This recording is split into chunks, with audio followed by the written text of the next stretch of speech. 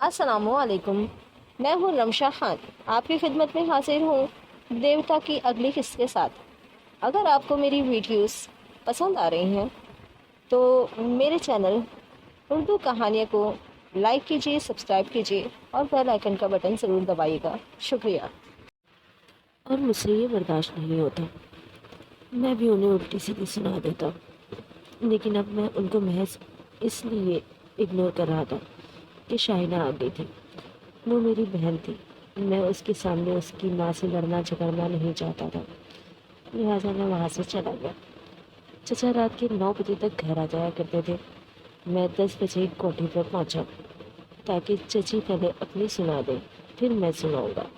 मैं चचा के कमरे की तरफ जाने लगा। ज़हीर के कमरे के करीब से गुजरते वक्त मैंने उनकी आवाज़ सुनी। वो चची से कह रहे थे, बेगम, तुम ख्वाह अपने बेटे की हिमायत ना करो।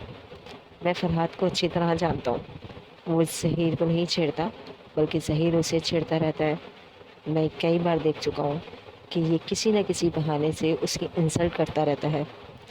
मैंने 1000 बार समझाया है कि अगर तुम सब इससे मोहब्बत नहीं कर सकते तो ना करो, मगर नफ़रत भी ना करो। क्या तुम चाहती हो कि वो यहाँ से चला जाए? चची ने जवाब दिया, मेरे चाहने या ना चाहने से क्या होता है? आपकी बहन उसे बहका रही है। वो अपनी फूफी की बातों में आ रहा है। अभी शाम को कह गया है कि ये कोठी उसके बाप के पैसों से खरीदी गई है। आप उसे कलेजे से लगा कर रखना चाहते हैं और वो गर्मी दिखा कर गया है कि आज आपसे ज़मीन जायदाद का हिसाब करेगा। हम्म चचा की होम में बड़ी मायनेखेज थी। उन्होंने कहा, आपा उसे बहका रहे हैं, मगर वो मेरे सामने का बच्चा है, अभी नादान है। मैं उसे समझा लूँगा। तुम अपने बेटे को समझाओ कि उसके मुंह ना लगे। ये भूल जाओ कि उसने ज़हीर पर हाथ छोड़ा है। दूध देने वाली कह के तो लात फैले। मैं बाहर खड़ा ये सोच रहा था कि मुझे कमरे में जाना चाहिए या नहीं। उसी वक्त चचा बाहर आ गए। मुझे दरवाजे के सामने खड़ा देखकर पहले तो वो ठिठक गए, फिर उन्होंने आगे बढ़ते हुए कहा, मेरे साथ आओ। वो अपने कमरे की तरफ जाने लगे। मैं खामोशी से उनके पीछे चलने लगा। कमरे में पहुंचकर उन्होंने दरवाज़ा बंद करते हुए कहा, मैं बहुत दिनों से सोच रहा हूँ कि तुम्हें दोस्त और दुश्मन की पहचान करवाऊँ। तुम्हारी फूफी तुम्हें बहका रही हैं। वो अपनी बेटी जरीना की शादी तुमसे करना चाहती हैं। इसके लिए वो झूठ पर झूठ बोल रही हैं कि शाहकोट की ज़मीनें तुम्हारे अब्बा मरहूम की थी। जब तुम्हारे अब्बा मरहूम का इंतकाल हुआ तो उस वक्त तुम्हारी उम्र सिर्फ 6 साल थी। ज़मीन जायदाद के मामलात को तुम नहीं समझ सकते थे, वरना तुम्हारे अब्बा तुम्हें बता देते कि वो ज़मीनें दरअसल मेरी हैं और मैंने उन्हें ठेके पर काश्तकारी के लिए दी थी। चचा जान, मैंने कहा, सिर्फ फूफी ही नहीं, दूसरे रिश्तेदार भी यही कहते हैं कि वो ज़मीनें मेरे अब्बा जान की हैं। उन्होंने अपनी अलमारी खोलकर चंद कागजात निकाले और उन्हें मेरी तरफ बढ़ाते हुए कहा, तुम जाहिल नहीं हो, पढ़ना लिखना जानते हो।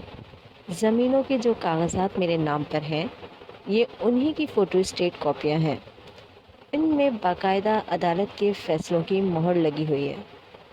इनके अलावा ठेकेदारी का मुआहदा भी है और तुम्हारे अब्बा जान के दस्तखत भी मौजूद हैं।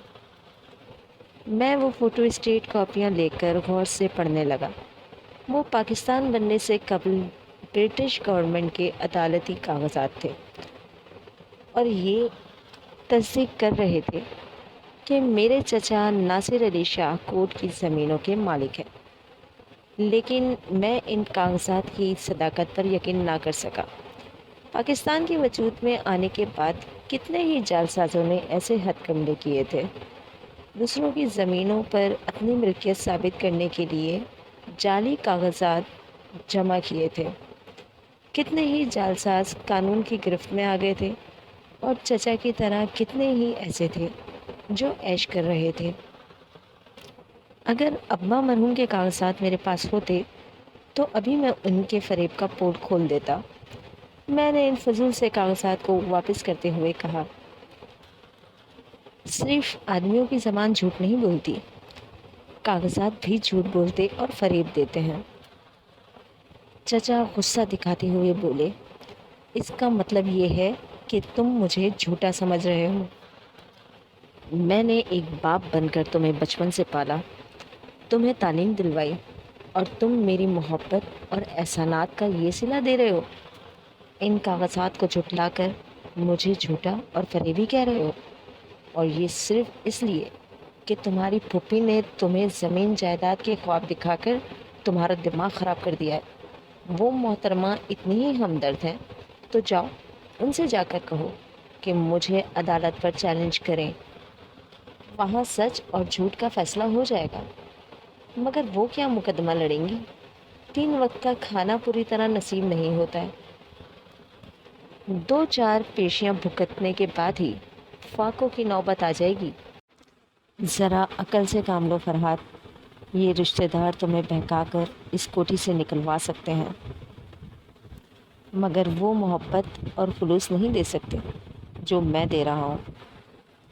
میں ان کی محبت اور خلوص سے متاثر نہ ہو سکا اور مزید کچھ کہے سنے بغیر وہاں سے چلا آیا۔ میں نے اسی وقت سوچ لیا تھا کہ دوسرے دن شاہ کوٹ جاؤں گا اور وہاں کے پٹواری سے حقیقت معلوم کروں گا، کیونکہ پٹواریوں کے پاس تمام زمینوں اور جائیدادوں کی ملکیت کے ریکارڈز موجود رہتے ہیں۔ بس وہاں سے ہی جھوٹ سچ کا پتہ چل جائے گا۔ میں اپنے کمرے میں آ کر ٹہلنے لگا۔ تھوڑی دیر کے بعد ایک ملازم نے آ کر کہا، بی بی جی آپ کو بلا رہی ہیں۔ گھر کے ملازم غزالہ کو بی بی جی کہا کرتے تھے۔ میں سمجھ گیا کہ آج میں نے اس کے بوائے فرینڈ کی پٹائی لگائی ہے، اس لیے وہ اپنی ماں کی طرح مجھے باتیں سنانا چاہتی ہے۔ پہلے تو میں نے سوچا کہ نہ جاؤ، وہ موقع بات بڑھے گی، وہ ایک کہے گی تو میں 10 سناؤں گا۔ پھر میرے سوچنے کا انداز بدل گیا۔ دل میں نفرت تھی اور نفرت عداوت میں بدل رہی تھی۔ میں یہی چاہتا تھا کہ وہاں عزت سے رہوں یا پھر لڑ جھگڑ کر نکل جاؤں۔ میں اس کے کمرے کی طرف چل پڑا۔ میرا دل کہہ رہا تھا کہ آج کچھ ہونے والا ہے، مگر میں بزدل نہیں تھا کہ ایک لڑکی کا سامنا کرنے سے کترا جاتا۔ میں اس کے کمرے میں پہنچا تو وہ پلنگ پر لیٹی ہوئی تھی۔ میں اسے دیکھتے ہی ٹھٹک گیا۔ وہ اپنے چہرے کو ایک بازو میں چھپائے ہوئے لیٹی تھی۔ دروازہ کھلنے پر اس نے ذرا سا ہاتھ ہٹا کر مجھے دیکھا۔ اس کی آنکھوں میں بلا کا خمار تھا۔ ان دنوں میں 20 برس کا نوجوان تھا، عورت کی اس آنکھوں سے پہچاننے کا تجربہ نہیں تھا۔ میرے کہنے کا مطلب یہ نہیں کہ میں نادان تھا، سوال ہی پیدا نہیں ہوتا۔ اس دور میں 10 برس کے بچے بھی ذہنی عیاشی کا کورس پڑھنا اور سمجھنا شروع کر دیتے ہیں۔ میں بھی نادان نہیں تھا اور شیطان بھی نہیں تھا، اس حد تک معصوم تھا کہ غزالہ کی خمار آلود آنکھوں کو دیکھ کر میں نے اسے نیند کا خمار سمجھا۔ وہ بڑی سنجیدگی سے بولی، آؤ دروازہ آہستگی سے بند کرو، میرے سر میں درد ہو رہا ہے۔ میں نے دروازہ بند کیا اور پلنگ کی طرف بڑھتے ہوئے اس کے بوائے فرینڈ کا نام لے کر کہا، میں نے کیسر کو مارا ہے اور درد تمہارے سر پر ہو رہا ہے۔ تم مجھے تانے نہ دو، بزدل ہمیشہ مار کھاتے ہیں، مجھے کیسر سے کوئی ہمدردی نہیں ہے۔ آج تمہاری دلیری دیکھ کر میرے سوچنے کا انداز بدل گیا۔ میں سمجھنا چاہتا تھا کہ وہ کیا کہنا چاہتی ہے۔ میں نے اسے سوالیہ نظروں سے دیکھا تو میری نظریں بہل گئیں۔ مجھے خاموش دیکھ کر اس نے مسکراتے ہوئے پوچھا، کیا اس کوٹھی میں تم مالک کی حیثیت سے نہیں رہنا چاہتے؟ میں نے بڑے اعتماد سے کہا، میں صرف اس کوٹھی کا ہی نہیں، شاہ کوٹ کی زمینوں کا بھی مالک ہوں۔ اس کا فیصلہ بہت جلد ہو جائے گا۔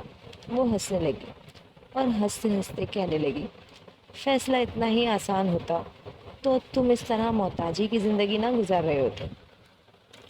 تم ایک ایک زنا چڑھنے کے بجائے چھلانگ لگا کر ان تمام زمین و جائیداد کے مالک بن سکتے ہو، اور اس کام میں میں تمہارا ساتھ دے سکتی ہوں۔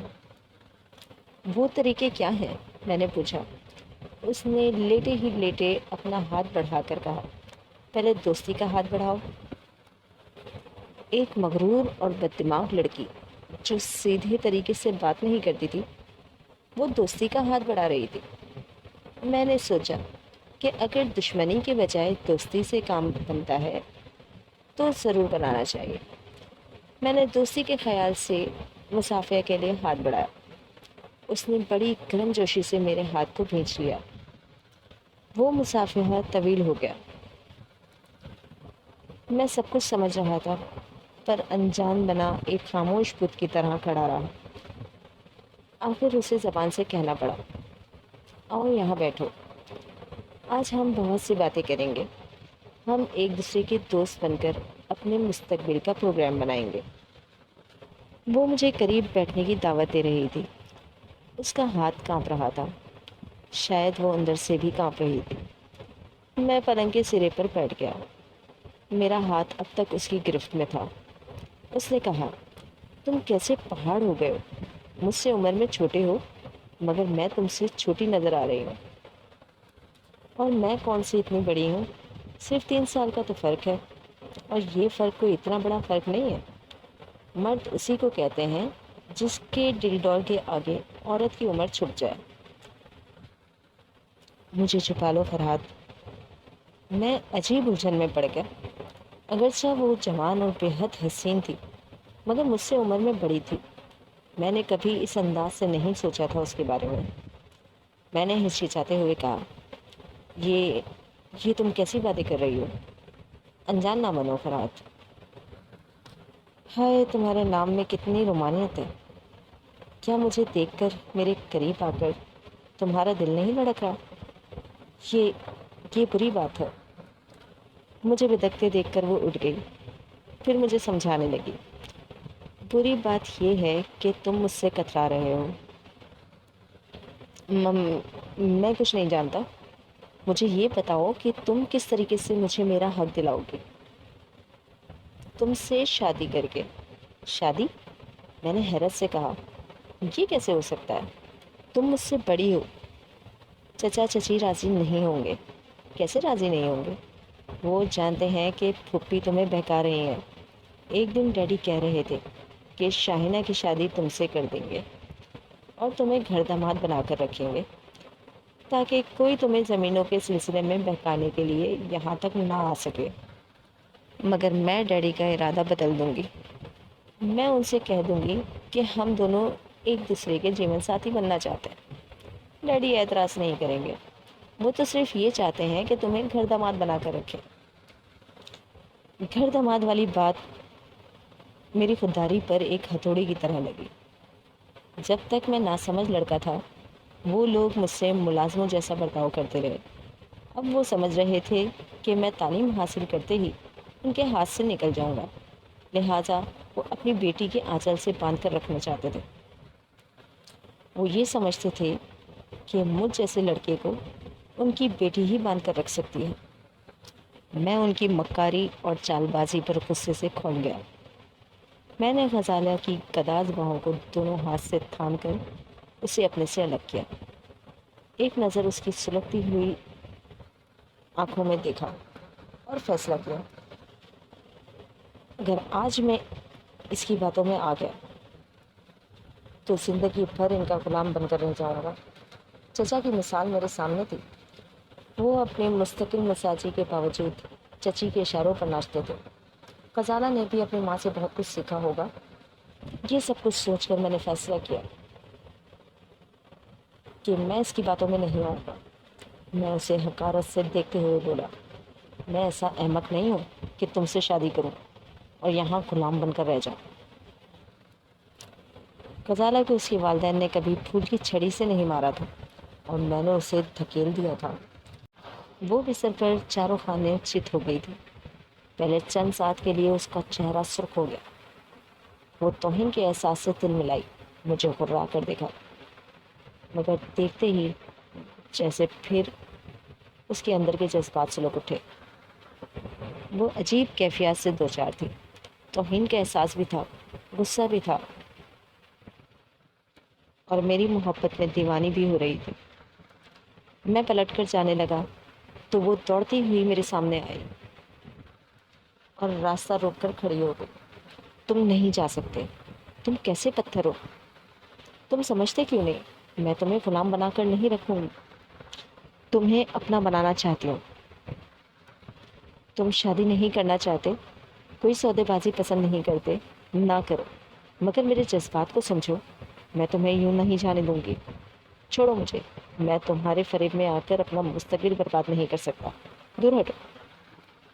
میں نے پھر اسے دھکا دیا، وہ لڑکھڑا کر 2 قدم پیچھے گئی۔ اس بار توہین کا احساس اس پر غالب آ گیا، وہ چلا کر چیخنے لگی، کمینے، میں تمہارا منہ نوچ لوں گی، تمہیں جان سے مار ڈالوں گی، مگر تمہیں جانے نہیں دوں گی۔ وہ میرا منہ نوچنے کے لیے اچھل کر میری طرف آئی۔ میں نے اس کے دونوں ہاتھوں کو پکڑ لیا۔ وہ لمبے اور نوکیلے ناخن نیل پالش کی سرخی میں نہائے ہوئے اب میرے خون کے پیاسے ہو رہے ہوتے۔ شاید لڑکیاں اس لیے ناخن بڑھا کر رکھتی ہیں کہ وہ وقت پر کسی کا منہ نوچنے کے کام آ جائے۔ میں اسے روک رہا تھا اور وہ بکھری ہوئی شیرنی کی طرح بار بار مجھ پر جھپٹ رہی تھی، ساتھ ہی چیختی بھی جا رہی تھی، تم ذلیل کمینے، ہمارا جھوٹا کھانے والے، تم مجھے ٹھکرا رہے ہو؟ بڑے بڑے رئیس زادے میرے تلوے چاٹتے ہیں، تم بھی یہی کرو گے، ورنہ میں اپنی جان پر کھیل جاؤں گی۔ لیکن یہ توہین برداشت نہیں کروں گی، مجھ سے معافی مانگو، ورنہ میں تم جیسے مٹی کے کیڑے کو مٹی میں ملا دوں گی۔ وہ چیخ رہی تھی، چلا رہی تھی۔ رات کے سناٹے میں وہ کمرہ اور تمام کوٹھی اس کی آواز سے گونج اٹھی۔ پھر چچا، چچی اور ظہیر وغیرہ کی آوازیں آنے لگی۔ وہ کمرے کا دروازہ پیٹ رہے تھے۔ دروازہ کھولو، کیا ہو رہا ہے یہ؟ غزالہ، تم کیوں چیخ رہی ہو؟ کون ہے کمرے میں؟ دروازہ کھولو۔ میری گرفت ڈھیلی پڑ گئی۔ وہ ایک جھٹکے سے اپنا ہاتھ چھڑا کر دروازے کی طرف بھاگی، پھر دروازہ کھلتے ہی اپنی ماں سے لپٹ گئی اور روتے ہوئے کہنے لگی، ممی، ممی مجھے بچائیے، یہ بدماش میری عزت لوٹنا چاہتا ہے۔ میں اس گھر میں نہیں رہ سکتی، جب تک یہ کمینہ رہے گا میں یہاں سے کہیں چلی جاؤں گی۔ مجھے یہاں سے لے چلی ممی۔ میں اس کے جھوٹ اور سلطر بازی پر حیران رہ گیا۔ میں کچھ کہنا چاہتا تھا کہ چچا نے آگے بڑھ کر میرا گریبان پکڑ لیا اور مجھے جھنجھوڑتے ہوئے کہا، حرام خور، تم اتنی کمینگی پر اتراؤ گے؟ تم نے یہ بھی نہ سوچا کہ یہ تمہاری بڑی بہن ہے، میں تمہاری پوٹی پوٹی کاٹ کر پھینک دوں گا۔ اگر یہ بڑی بہن ہے تو میں اس پر تھوکتا ہوں۔ میں زندگی کے کسی موڑ پر ایسی لڑکی کو بہن نہیں کہہ سکتا جو اپنے کمرے پہ بلا کر گناہ کی دعوت دیتی ہو۔ یہ جھوٹ ہے ڈیڈی، غزالہ نے چیخ کر کہا۔ میں نے اسے بلایا تھا صرف یہ کہنے کے لیے کہ کیسر ایک بہت بڑے آفیسر کا لڑکا ہے۔ تم نے اس پر ہاتھ اٹھا کر اچھا نہیں کیا۔ اس پر یہ کمبخت کہنے لگا کہ میں تم سے شادی کرنا چاہتا ہوں، کیسر کو اپنا رقیب سمجھتا ہوں۔ پھر یہ کھلی بے شرمی کی باتیں کرنے لگا۔ آج اس بات کا فیصلہ ہو جائے، یا یہ اس گھر میں رہے گا یا پھر میں اپنی ذلت بالکل برداشت نہیں کروں گی۔ چچا جان نے میرے منہ پر تماچا رسید کیا۔ انہوں نے دوسری بار تماچا مارنا چاہا، میں نے ان کا ہاتھ پکڑ لیا، پھر اس ہاتھ کو پرے جھٹک کر کہا، بس اب مجھ پر ہاتھ نہ اٹھانا، آج سے میں تمام رشتے توڑ رہا ہوں۔ تم لوگ بچپن سے مجھے بیوقوف بناتے آئے، جوانی میں تمہاری بیٹی مجھے بیوقوف بنا کر اپنے اشاروں پر نچانا چاہتی ہے۔ میں تم لوگوں کو اچھی طرح سمجھ گیا ہوں، اب یہاں میرا گزارا نہیں ہوگا، میں جا رہا ہوں، مگر یاد رکھنا ایک دن اس کوٹھی کا مالک بن کر آؤں گا اور تم سب کو دھکے دے کر یہاں سے نکالوں گا۔ یہ کہہ کر میں کمرے سے جانے لگا۔ دروازے کے ایک طرف غزالہ اپنی ماں سے لپٹی ہوئی کھڑی تھی تو دوسری طرف شاہینہ اپنے بھائی ظہیر کے پیچھے کھڑی ہوئی تھی، جو مجھے اپنی خوبصورت آنکھوں سے گھور رہی تھی۔ میں اس کے سامنے آ کر ٹھہر گیا۔ چچا اور چچی دونوں ہی چیخ چیخ کر مجھے چیلنج کر رہے تھے کہ میں ان کا کچھ نہیں بگاڑ سکوں گا۔ زمین اور جائیداد کے لیے میرے دعوے جھوٹے ہیں، عدالت میرے حق میں فیصلہ نہیں سنائے گی۔ وہ بڑبڑا رہے تھے، لیکن میں نے شاہینہ کے سامنے انہیں نظر انداز کر دیا۔ شاہینہ، یہاں جو کچھ ہو رہا ہے تمہیں اس کے متعلق نہیں سوچنا چاہیے۔ میں نہیں چاہتا کہ ایسی بد اخلاق اور گری ہوئی باتیں میری بہن کے کانوں تک پہنچے۔ تم جاؤ یہاں سے۔ وہ میرا ہاتھ تھام کر التجا آمیز لہجے میں بولی، آپ یہاں سے نہیں جائیں گے نا؟ ذرا دیر کے لیے میرا فیصلہ کمزور پڑ گیا۔ میں اس معصوم کو اس گندے ماحول میں چھوڑ کر کیسے چلا جاؤں؟ لیکن یہاں رہ کر بھی میں اس کے لیے کیا کر سکتا تھا؟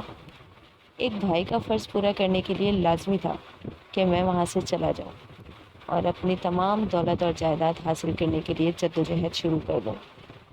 میں نے دل پر صبر کرتے ہوئے کہا، میں جاؤں گا، اپنی اور تمہاری بھلائی کے لیے جاؤں گا۔ 8 سال کی جدائی ہمیں دور نہ کر سکی، آئندہ بھی اس دنیا کی کوئی طاقت ہمیں ایک دوسرے سے دور نہیں کر سکے گی۔ میں بہت جلد تم سے آ کر ملوں گا۔ ظاہر غصے اور بے بسی سے مجھے دیکھ رہا تھا۔ اب اس میں اتنی جرت نہیں تھی کہ وہ اکڑ کر شاہینہ کو مجھ سے باتیں کرنے سے روک دیتا، اس لیے وہ بڑی خاموشی سے شاہینہ کا بازو تھام کر ذرا پیچھے ہٹ گیا تاکہ میرے گزرنے کے لیے راستہ بن جائے۔ میں نے اس پر ایک حقارت کی نظر ڈالی اور لمبے لمبے ٹک بھرتا ہوا اپنے کمرے میں آ گیا۔ وہاں آ کر میں اپنے کپڑے، کتابیں اور دوسرا سامان باندھنے لگا۔ کوئی یہ دیکھنے نہیں آیا کہ میں اس گھر سے کیا لے کر جا رہا ہوں۔ میرے پاس کچھ پیسے تھے، کچھ ضروری چیزیں تھیں، وہ ساری چیزیں میں نے پیک کر لیں اور اس گھر کو ہمیشہ کے لیے چھوڑ دیا۔ میں اپنی پھوپھی کے ہاں چلا گیا۔ پھوپھی شاہدرہ میں رہتی تھی۔ پھوپھا کا انتقال ہو چکا تھا۔ وہ ایک اسکول میں بچوں کو پڑھایا کرتی تھی۔ ان کی لڑکی زرینہ تقریباً میری ہم عمر تھی۔ 3 وقت کی روٹیوں کے لیے وہ بھی محلے والوں کے کپڑے سیا کرتی تھی۔ دونوں ماں بیٹی محنت مزدوری کر کے عزت آبرو سے زندگی گزار رہی تھی۔ مجھے دیکھ کر پھوپھی میری بلائیں لینے لگی۔ میں نے کوٹھی چھوڑ دی ہے اور میں نے پھوپھی کو ساری تفصیل بتائی تو وہ چچا جان کو کوسیں اور گالیاں دینے لگی۔ وہ 2 کمروں کے ایک کچے مکان میں رہتی تھی۔ انہوں نے ایک کمرہ میرے رہنے کے لیے مخصوص کر دیا۔ میں یہ سوچ کر آیا تھا کہ اب کہیں ملازمت کروں گا اور ان پر بوجھ نہیں بنوں گا۔ میں نے اسی وقت ان سے کہہ دیا تھا کہ میں ان کا بیٹا بن کر ان کے گھر کے اخراجات پورے کروں گا۔ یہ سن کر وہ ناراض ہو گئے۔ انہوں نے مجھے ذرا سمجھا بجھا کر اور ڈانٹ ٹپٹ کر اپنا فیصلہ سنا دیا کہ مجھے اپنی تعلیم جاری رکھنی ہوگی۔ ہم رات گئے تک باتیں کرتے رہے، پھر میں اپنے کمرے میں سونے چلا گیا۔ بستر پر لیٹنے کے بعد مجھے نیند نہیں آئی۔ بہت سی سوچیں دماغ میں لپک رہی تھیں۔ چچا کی مکاریوں نے مجھے اپنی عمر سے زیادہ سوچنا سکھا دیا تھا۔ میں گہری سنجیدگی سے سوچ رہا تھا کہ اپنا حق کس طرح لیا جائے، مجھے کیا کرنا چاہیے، کہاں جانا چاہیے، کن لوگوں کا تعاون حاصل کرنا چاہیے۔ سبھی سے تعاون کی توقع تھی، مگر چچا اس حقیقت کو اچھی طرح سمجھ گئے تھے کہ میری طرف سے مقدمہ بازی کے لیے کوئی عدالت تک نہیں جائے گا، کیونکہ میرے عزیز و اقارب میں سبھی غریب تھے۔ جن کے پاس تھوڑی بہت پونجی تھی وہ اسے میری خاطر کیوں داؤ پر لگاتے۔ چچا کے متعلق سوچتے سوچتے مجھے خزانہ کی بے حیائی یاد آ گئی۔ اس وقت مجھے اپنی حماقت کا احساس ہوا کہ جب وہ لڑکی خود بے حیا بنی ہوئی تھی تو میں نے کیوں شرافت دکھائی؟ جب اس نے مجھ پر الزام لگا ہی دیا تھا تو میں نے کیوں اس کا خیال کیا؟ شاید اس لیے کیونکہ اس وقت میں چچا کا لحاظ کر رہا تھا، لیکن اب وہ صرف میرے دشمن کی بیٹی تھی۔ وہ رات سوتے جاگتے اور سوچتے ہوئے گزر گئی۔ صبح کسی نے میرے شانے کو جھنجھوڑ کر مجھے جگایا۔ آنکھ کھلی تو نگاہوں کے سامنے زرینہ تھی۔ میں نے آنکھیں بند کر لیں۔ اس کی مترنم آواز کانوں میں رس گھولنے لگی۔ اٹھ جائیے، 10 بج رہے ہیں۔ امی اسکول چلی گئی ہیں۔ جاتے وقت انہوں نے کہا تھا کہ میں آپ کو نہ جگاؤں، مگر ایسا بھی کیا سونا، باہر جا کر دیکھیے دھوپ نکل آئی ہے۔ کیا بڑی کوٹھیوں والے اسی طرح دن چڑھے تک سوتے رہتے ہیں؟ اب میں کوٹھی والا کہاں رہا؟ میں تو اسی مقصد کے لیے وہاں سے آیا تھا کہ وہ کوٹھی اور تمام جائیداد حاصل کروں گا۔ اگر اسی طرح سوتا رہا تو شاید کبھی اپنے مقصد میں کامیابی نہ ہو۔ میں نے اس وقت دل ہی دل میں عہد کیا کہ آج سے نیند کے نشے اور آرام طلبی سے گریز کروں گا۔ آج سے میرے لیے آرام حرام ہے۔ یہ عہد کر کے میں نے آنکھیں کھول دیں۔ زرینہ نگاہوں کے سامنے مسکرا رہی تھی، جیسے صبح مسکراتی ہے، ویسے ہی اس کے چہرے پر تازگی تھی۔ بھوری آنکھیں، کھڑی ناک، بیضوی چہرہ، وہ بہت ہی خوبصورت تھی۔ میں نے اپنی آنکھیں جھکا لیں۔ میں جلدی سے اٹھ کر نظر چرائے ہوئے منہ ہاتھ دھونے کے لیے چلا گیا۔ مجھے یاد نہیں ہے کہ میں نے کس طرح ناشتہ کیا، کس طرح زرینہ سے بہانے سے کتراتا رہا۔ جب 1.5 گھنٹے بعد شاہکوٹ جانے والی بس میں آ کر بیٹھا تو اس وقت یہ سوچ رہا تھا کہ مجھے پھوپھی کے ہاں نہیں رہنا چاہیے۔ میں بہت جلد کہیں ملازمت تلاش کروں گا۔ ملازمت نہ ملی تو بچوں کو ٹیوشن پڑھاؤں گا اور کسی دوسری جگہ اپنی رہائش کا انتظام کروں گا۔ انسان سوچتا کچھ ہے اور ہوتا کچھ ہے۔ مجھے زمینوں کے چکر سے ہی اتنی فرصت نہیں ملی کہ میں اپنے کھانے پینے اور رہنے کا الگ ٹھکانہ بناتا۔ میں روز صبح شاہکوٹ جاتا تھا اور شام کو واپس آتا تھا۔ کبھی پٹواری سے ملاقات نہ ہوتی، کبھی ملاقات ہوتی تو وہ اپنی مصروفیت کا بہانہ کر دیتا۔ وہ مجھ سے کہہ چکا تھا کہ زمینوں کا اصل مالک ناصر علی ہے، لیکن میں دیکھنا چاہتا تھا کہ اس کے ریکارڈ میں زمیندار کی حیثیت سے کس کا نام درج ہے۔ چچا نے اس کے پیچھے اچھی خاصی رقم خرچ کی تھی۔ آخر ایک دن اس نے صاف صاف کہہ دیا کہ میں ریکارڈ نہیں دکھاؤں گا۔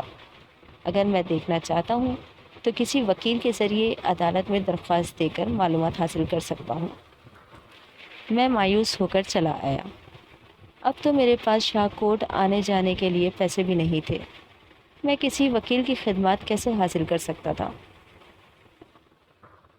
پھوپھی اپنی حیثیت سے زیادہ میرا بوجھ اٹھا رہی تھی۔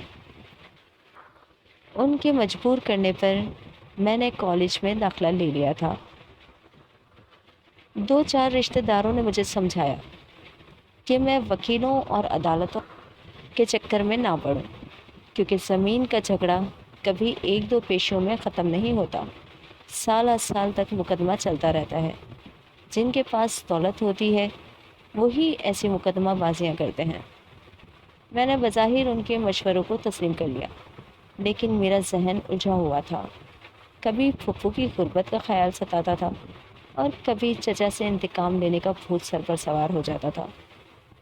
کئی بار میں نے سوچا کہ اس مکار چچا کو قتل کر دوں اور ان کے ساتھ ان کی اولاد کا بھی خاتمہ کر دوں، تاکہ ان کی آئندہ نسل ہی ختم ہو جائے اور کوئی میری دولت سے فائدہ اٹھانے والا نہ رہے۔ لیکن اس طرح میں مجرم بن جاتا اور میرا حق مجھے کیسے ملتا؟ ایسے ہی وقت میں نے کئی بار سوچا کہ مجھے کسی طرح کوئی غیبی طاقت حاصل ہو جائے جس کے ذریعے میں اپنی زمین اور جائیداد ان سے چھین لوں۔ یہ انسان کی فطرت ہے کہ جب اسے کامیابی کا سیدھا اور صحیح راستہ نہیں ملتا ہے تو وہ غلط راستہ اختیار کرتا ہے۔ کبھی مجرموں کی طرح سوچتا ہے اور کبھی خیال ہی خیال میں آرزو کرتا ہے کہ کہیں سے اسے طلسم چراغ مل جائے تاکہ وہ دشمنوں کو زیر کر سکے اور زمین میں چھپے ہوئے خزانے حاصل کر کے اس دنیا کا امیر ترین آدمی بن جائے۔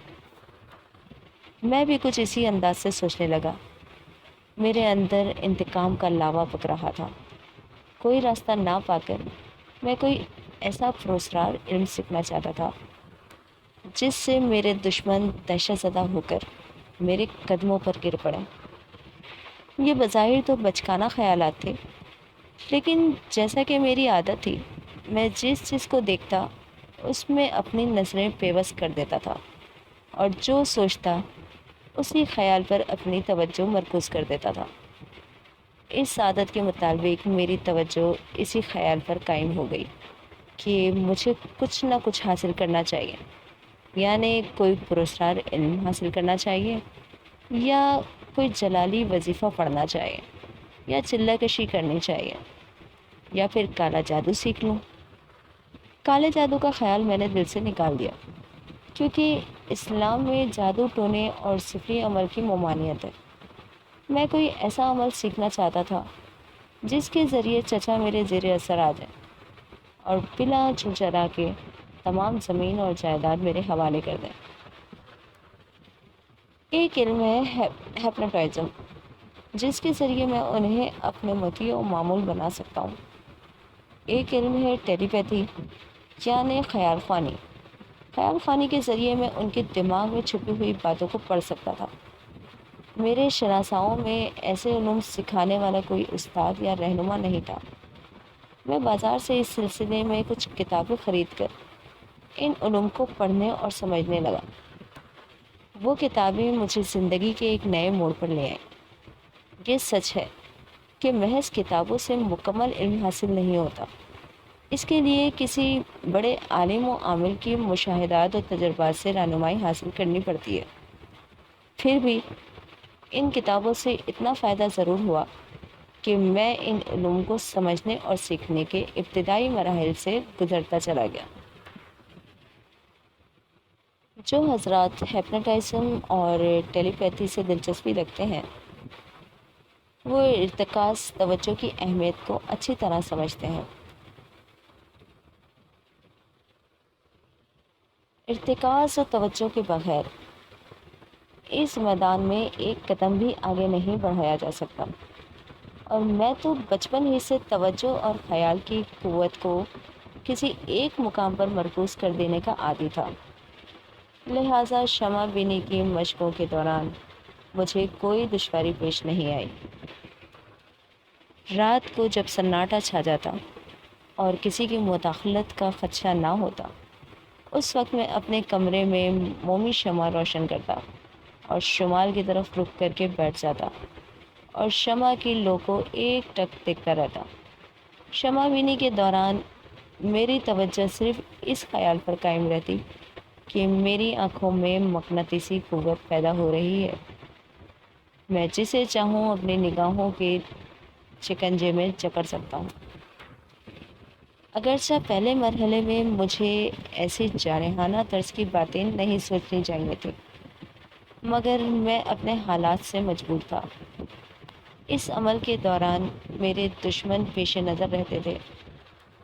پھر رفتہ رفتہ میں نے اپنے جوش اور جذبوں پر قابو پا لیا اور نہایت سکون اور سنجیدگی سے شمع کا مشاہدہ کرنے لگا۔